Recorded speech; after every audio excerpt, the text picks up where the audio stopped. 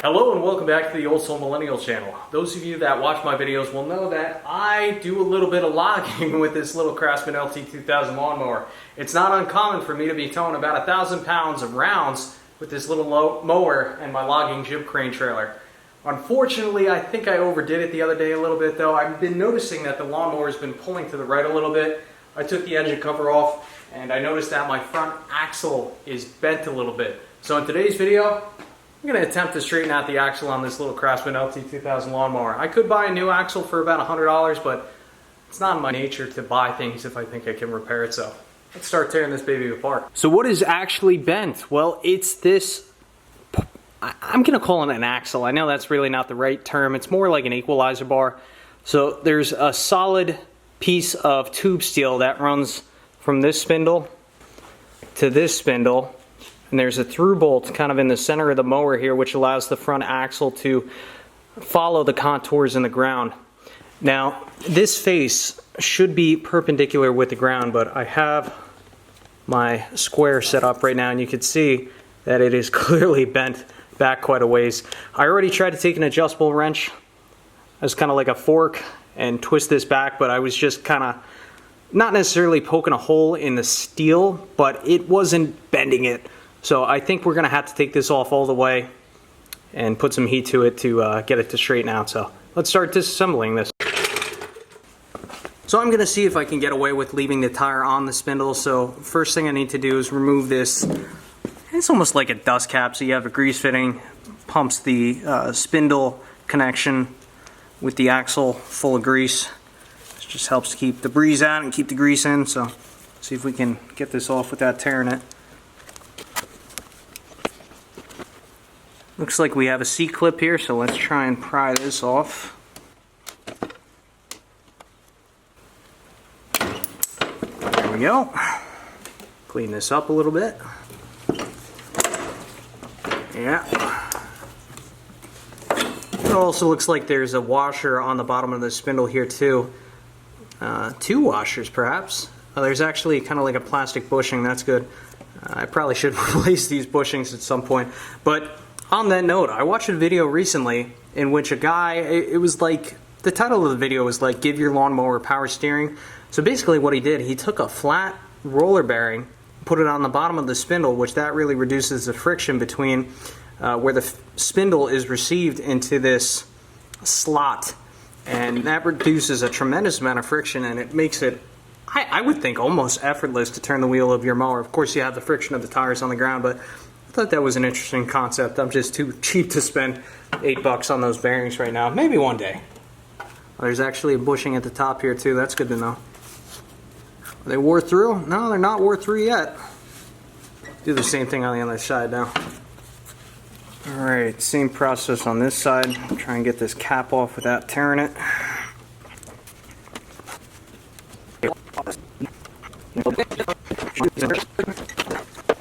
Alright, now I need to remove this 9/16 equalizer bolt.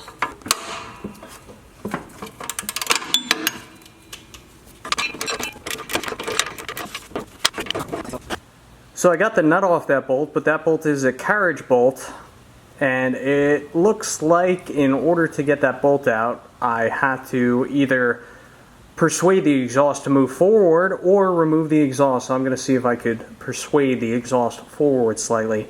This is why mechanics hate engineers. Sorry, not really a great spot for the camera here. Let's see if we can get the exhaust forward enough to get that bolt out. It's challenging accessing this. Persuader works. So in order to get this bar out, we had to remove these front mower mounts. Right, so there's the drawbars that kind of hook to the mower deck, but I think now I can at least use my impact.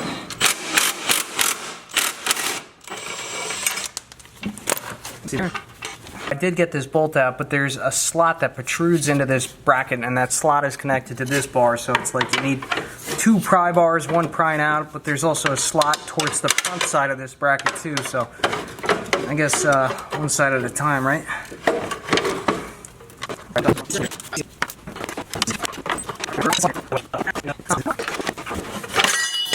Alright.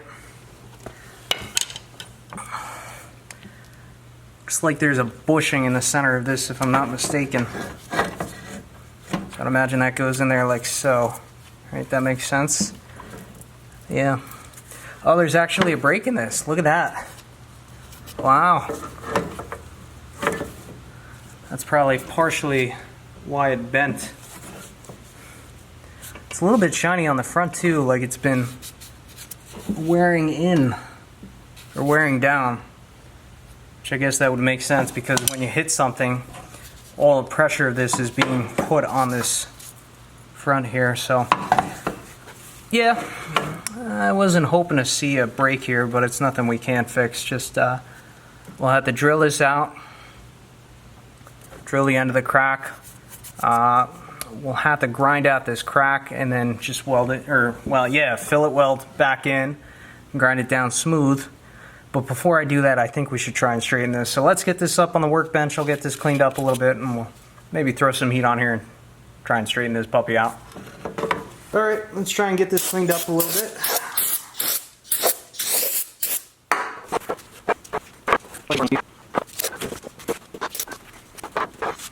So the main part of this member is straight. Where the bend is somewhere around here. So what I'm going to do, I'm going to take the torch, heat up this section, and I'll get my adjustable wrench on here and we'll try and twist this back in line with the other spindle receiver. Have my extractor fan on, have the Oxy Act torch ready to go, so let's heat this up and see if we can't straighten this out.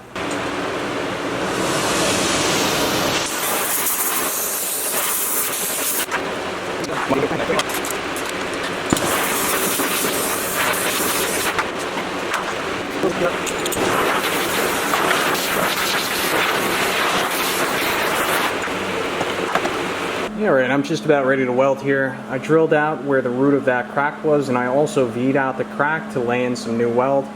Also, as you can see, I have a ton of clamps on here. I'm trying to ensure that it doesn't distort as I weld it, so I'm going to be very gentle on the heat, do a little spot weld and then just let it cool for a second, another spot weld, so just not putting a ton of heat in here. And also there's a kind of like a plastic bushing in here too I'm trying not to destroy, so I have a damp rag that I'm going to keep on that to try and keep that as cool as possible. And then after I weld this, I'll grind this down smooth and we should be ready to reinstall this. I'm not going to film the welding because I ruined my camera lens last time, so you guys are just going to have to wait and see how this turns out. Alright, just finished repairing this front axle. As you could see, that spindle has straightened out quite nicely. It's probably off a degree or two. It's as good as I could get it. I heated this sucker up maybe 3 or 4 times and I couldn't get it like the last degree or two and I didn't want to overdo it, so I'm satisfied with that. This is how the weld came out. Threw a little bit of Rust-Oleum on there. I was using flux core wire. It probably would have came out a little bit nicer if I was using solid core wire, but I didn't want to switch the machine over. So I'm satisfied with that. Now let's put this back on the machine and let's see if this makes a difference and corrects my steering issue. Now the fun part, let's see if we can get it all back together again. So if I remember correctly, the grease zerks should go forward. And there's also a bushing that goes in here like so. So let's try and get this somewhat up in a position. And now I had to try and install this carriage bolt, but remember that exhaust is in the way. Kind of need a third hand here.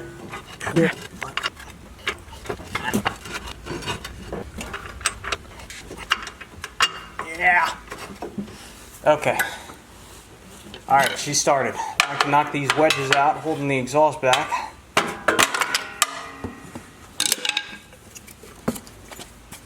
Get this bolt through all the way. Yeah. Okay. Now the next pain in the butt is going to be getting this bracket back in. I'm pretty sure this went like this. This might not be too bad, I'm not sure yet.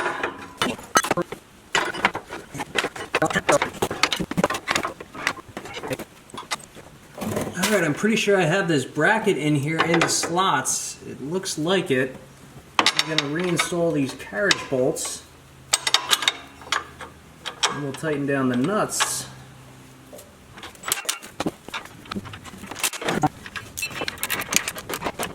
Alright, let's put this back together. So, if I remember correctly, there's a washer that sits on the bottom here. And we also have a bushing that sits in the top, like so. So let's go ahead and thread this spindle up through.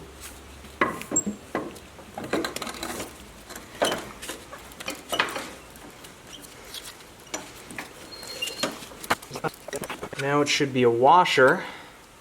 And then finally, this strange C-clip. Beauty. I'll just put that dust cap back on and repeat the process on the other side. Lower this back down.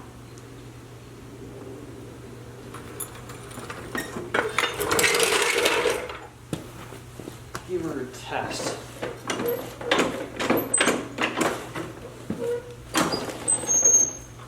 Definitely seems better.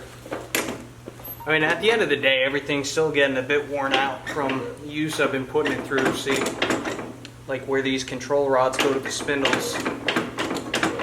You know, there's a little bit of play. Eventually, maybe I'll weld those and then drill them out, machine them down a little bit, but this is definitely tighter than what it was before, so I call this a good repair. Thanks for watching. I'll catch you on the next one.